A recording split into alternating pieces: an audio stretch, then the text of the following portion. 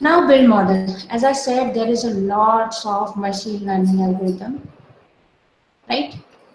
So all the participants, अभी तक आप लोगों के सब्जेक्ट में मशीन लर्निंग या ऐसा कुछ सब्जेक्ट आया है या नहीं? Have you heard about naive Bayes, decision tree, SVM? Have you heard?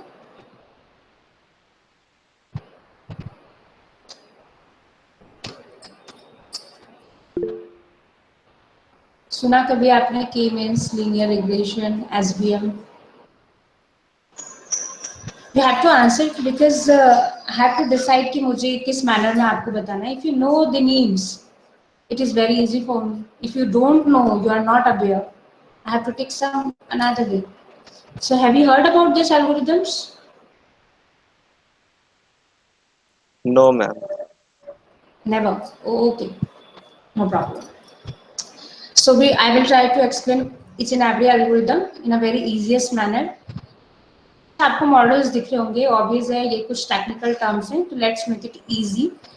First is supervised machine learning algorithm, जिसे हम कहते हैं यहाँ पर दो तरह से होती है. सुपरवाइज्ड का मतलब होता है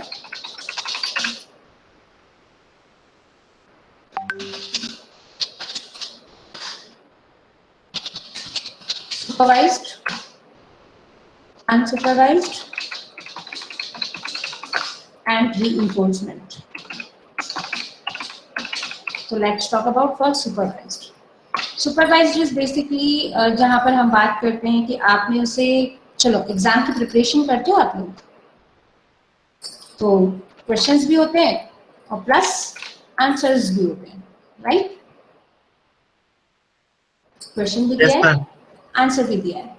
तो यहाँ पे ये जो क्वेश्चन आंसर है, basically question is your input and answer the output. तो यहाँ पर जब हम बात करते हैं, आपके पास इनपुट डेटा भी होता है और उसके करस्पॉन्डिंग क्या आउटपुट मिलना चाहिए, क्या लेवल आना चाहिए, वो आउटपुट डेटा भी होता है. तो हमें पहले से ही पता होता है कि इसके करस्पॉन्डिंग क्या आउटपुट हमें मिलेगा. इसीलिए इसे कहते हैं supervised nature of machine learning. We already aware about the output of the inputted data. ठीक है, तो इस तरह से ये है सुपरवाइज्ड मशीन लर्निंग. अब इसमें भी हमारे पास दो टाइप्स होते हैं. One is classification, another one is regression, right? So what is mean by classification? So classifications means to classify in a class, classify the data into a class, into classes लिख देते हैं. That means आप मान लीजिए अपने friend से बात कर रहे हैं कि अगर तूने पढ़ाई की है तो तू पास हो जाएगा, और अगर पढ़ाई नहीं की है तो फेल हो जाएगा. So input data is study, so pass, or not study, तो fail. So that is it is a classes, है ना? तो ये क्या है, पास फेल. आप यहाँ पे कहते हैं कि आपकी, अगर आपने एप्लीकेशन दी है और पहले कोई छुट्टी नहीं ली है किसी एम्प्लॉय में, तो एप्लीकेशन एक्सेप्ट हो जाएगी, आपको लीव मिल जाएगी, यस, है ना? एक्सेप्ट लिख देते हैं, आपकी एप्लीकेशन एक्सेप्ट हो जाएगी. ऑलरेडी आप 1 मंथ से लीव पर चल रहे तो फिर से लीव एप्लीकेशन रिजेक्ट हो जाएगी. तो यहाँ पर इस तरह की जो क्लासिफिकेशंस है, इनपुट के बेस पे आपके पास डेटा होता है, ये क्लासेस हम यूज कर सकते हैं. यहाँ पर क्लासिफिकेशन दो तरह का होता है, जिसमें हम अभी जो क्लासिफिकेशन की बात कर रहे हैं, it is a binary classification. Why binary? That's only two classes, right? Yes, no, pass, fail, accept, reject. Getting? Only two classes, right? Now there can be more than two. वो होती है आपकी multi classification problem. Multi classification कुछ examples जैसे हम बात करें, colours, red, green, yellow, black and so on, right? कोई फिक्स नहीं है कि दो ही कलर होते हैं, there can be multiple. Size जैसे आप यहाँ पे बात करते हैं, कोई प्रोडक्ट बाय करते हैं तो आप बोलते हैं लार्ज, है ना, XL, short, medium, more then.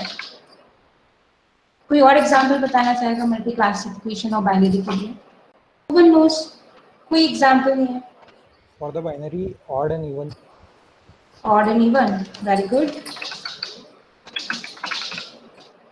For the multi? We can include batches.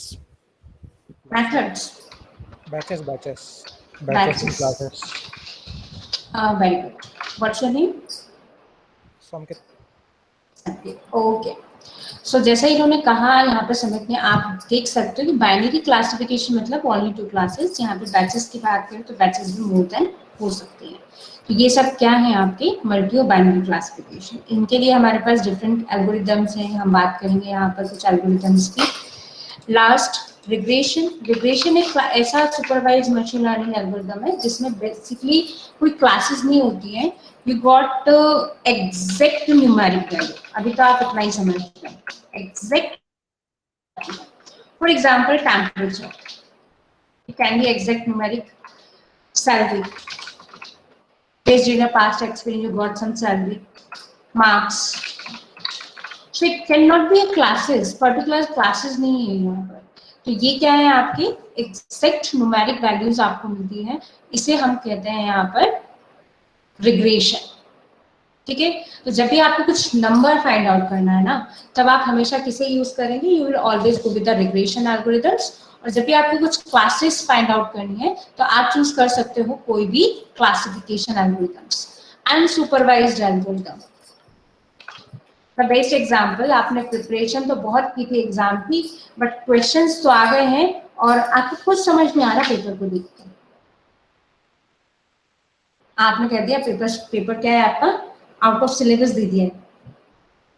ऐसे ही होता है ना, जब कुछ समझ नहीं आता है तो तुरंत माइंड में यही आता है ये तो आउट ऑफ सिलेबस है, हमें तो देखा ही नहीं आज तक, सिलेबस में भी नहीं देखा ये। तो थोड़ा सा इंटेलिजेंटली आपसे पूछ लिया हो घुमा कर, बट तुरंत वो आउट ऑफ सिलेबस हो जाता है। तो इसका मतलब ये है कि यहाँ पे सिर्फ क्वेश्चंस है, आपको उसका रिलेटेड आंसर नहीं पता। तो अनसुपरवाइज्ड में क्या होता है कि कुछ इनपुट डेटा होता है आपके पास, बट आपको उसमें कुछ सिमिलरिटी फाउंड आउट करके आपको ही इसे ग्रुप करना होता है बेस्ड ऑन ग्रुप, जिसे हम क्लस्टरिंग भी कहते हैं। Make a cluster based on similarity. तो इस तरह से हमारे पास रीइंफोर्समेंट जो लर्निंग है टोटली रिलेटेड है एआई से, आर्टिफिशियल इंटेलिजेंस। तो यहाँ पर आपके पास या न्यूरल नेटवर्क आपने कभी सुना हो, या डीप लर्निंग आपने अगर सुना हो, तो ये कुछ एल्गोरिदम्स यहाँ पर यूज होते हैं न्यूरल नेटवर्क और डीप लर्निंग के आपके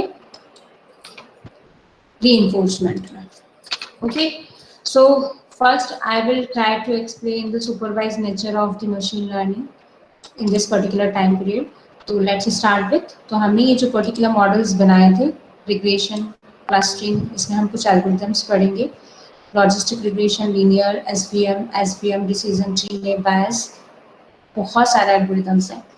इससे हम एक business model that is machine learning का